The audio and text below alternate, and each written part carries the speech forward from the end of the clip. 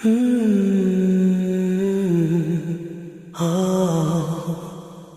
Media Productions.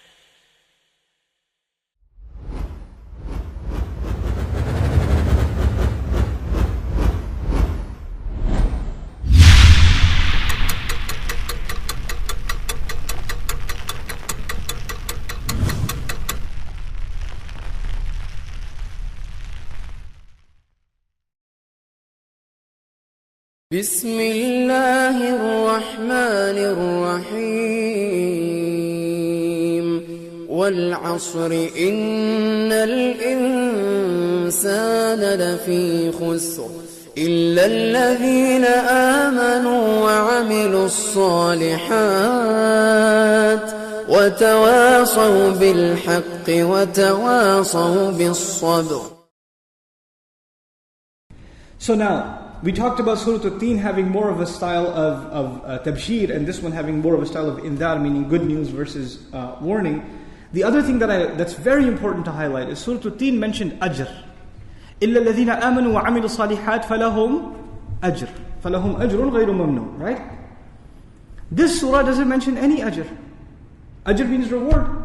There Allah said, a reward that will never be discontinued, a reward that will never be forbidden from them. He uses those words. But in this surah, there's no mention of reward. The only mention is human beings are in loss except these people. But He doesn't say, and these people will get Jannah, and these people will get everlasting life, all of it, nothing. No mention of what they will get. The only thing that's mentioned is, these people are failures, and these people escaped. This surah is not talking about higher levels of success. Other surahs talk about success. They deal with what jannat, what gardens, what treasures. That's the subject matter of other surahs. This surah, the subject of it is, who is not a failure. This surah is not about success, it's more about survival. What is the difference between talking about success and talking about survival? What's the difference between the two? You see, survival is something, when your survival is being questioned, you forget everything else. When you're drowning, when you're in a building with fire in it, right?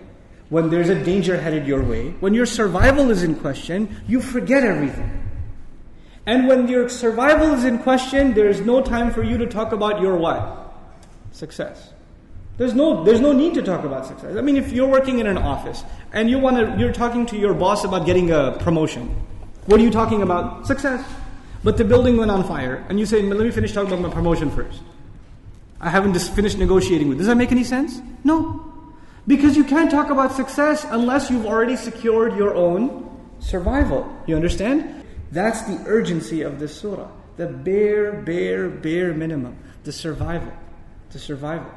And you know, it doesn't make any sense for someone to talk about or be concerned with anything else other than survival if they are not meeting the conditions of that survival. Imagine you have to get out of that building and there are 4 doors and all of those doors are locked. Until you unlock all 4, you shouldn't be worried about anything else. These are the 4 locks. Al-Iman, Al-A'mal al-Salihah, Tawasib al-Haq, Tawasib al-Sabr. These are the locks to your survival. You have to unlock all of these things so you and I can survive. That's the scenario that's being drawn for us in this profound surah. I want to mention just some overview things. So within that, I want to say one of the comments is the difference between khusr, which is used here, and 2 other words that occur in the Quran that are similar. There's the word khasara, okay, like in Surah Nuh. وَاتَّبَعُوا مَنْ لَمْ يَزِدْ مَالُهُ وَوَلَدُهُ إِلَّا خَسَارًا. Not إِلَّا خُسْرًا, but إِلَّا خَسَارًا. So there's one word that's a variation of khusr. Another word that occurs in the Quran is khusran. Khusran. So you got 3 words now. You got khusr, you got khasara, and you got khusran. What's the difference between them, and what's the benefit of using khusr in this surah? First of all, let's talk about the word khasara.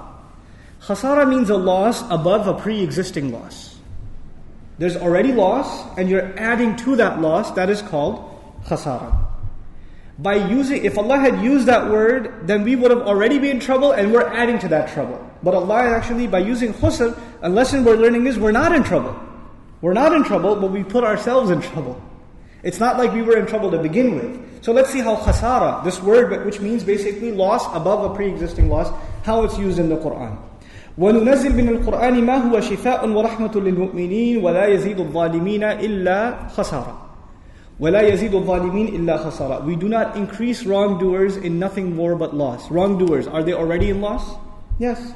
And Allah increases them. You see the way it's being used? Similarly, we find, as I mentioned in Surah Nuh, وَاتَّبَعُوا, and they followed مَنْ لَمْ يَزِدْهُ مَالُهُ وَوَلَدُهُ إِلَّا خَسَارًا. The one who wouldn't increase him or his wealth or his children in anything more than loss. In other words, they ended up following people that are losers to begin with, and following them would make them even more of a loser. Now, this is the first benefit of not using khasar in this surah as opposed to using khusr. But then there's the word khusran, very powerful word. Khusran means incredible loss, excessive loss, unimaginable loss. You have to empower the meaning of that word because it's got an at the end. When you put an at the end of a word in Arabic, it empowers it. Like you know how we say Ar-Rahman? It's not just merciful, it's incredibly merciful. When you say Ghadban, it's not just angry, it's furious, it's enraged. So when you say Khusran, it's empowered, loss. It's amazing amount of loss. Let's see how that's used in the Quran. Allah says, خَسِرَ الدُّنْيَا وَالْآخِرَةِ ذَلِكَ هُوَ الْخُسْرَانُ الْمُبِينُ. He lost dunya and akhirah. That is ultimate loss. Isn't that the ultimate loss? What's so bad about that situation? It's not something light. He didn't just lose one thing, he lost both things. Ad-dunya wal-akhirah. So this is loss upon loss. This is the ultimate loss. Al-khusran al-mubin. So because it's still loss but not the ultimate loss, the word that is balanced and appropriate in this surah is إِنَّ الْإِنسَانَ لَفِي خُسْرٍ. If it was in the hellfire, then what would the word be? The khusran. Lafi khusran. Because that's the ultimate loss. You couldn't get any worse loss than that. We talked about the difference between two things, success and survival. We talked a little bit about survival, but we didn't talk about the other thing, which is what? Success. Every single human being, in their head, they have an understanding of what it means to be successful. Every single human. Doesn't have to be Muslim. Every human being. Doesn't have to speak your own language. Every culture, every society, every man, woman, and child aspires to something that they consider success. For your kid, it may be getting a good grade. Success. For you, it may be a promotion or getting a job or making a lot more money than you do now or getting a certain car or marrying a certain person or buying a house. Whatever it may be, there's something in your head that you consider success. And there are some people you look at and you don't even have to think about it. As soon as you see them, the thought that crosses your mind is, that guy's pretty successful. Now look, let's take some ancient examples. Who had the celebrity crib in ancient Egypt at the time of Musa alayhi salam? Fir'aun, huh? You could see his house from miles away. I mean, that's some pretty good architecture. It's still around. Right? It's pretty solid foundation. It's a world monument. And yet, is he a success? One of the biggest examples of failure.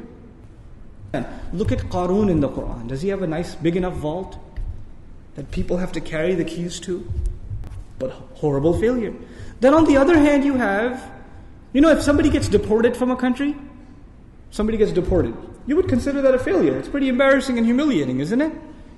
Was Rasulullah sallallahu alayhi wasallam expelled, literally deported from Mecca? He was. Rasulullah sallallahu alayhi wasallam had to live in a cave, eating off of shrubs. Sallallahu alayhi wasallam. The greatest example of success, and yet he's living, and if you saw somebody living like that today, you would not think success. That's not what would cross your mind. If somebody gets kicked out of their home, they become homeless, it's a failure. Ibrahim alayhi salam, does he get expelled from his home? He does. And yet, one of the greatest examples of success in human history. What are we learning from these examples? We're learning that the way we think about success and failure is not the way Allah wants us to think about success and failure. The lesson to learn in this surah is all human beings are in a desperate need to survive. وَالْعَصْرِ إِنَّ الْإِنسَانَ لَفِي خُسْرٍ. Human beings are drowned in loss.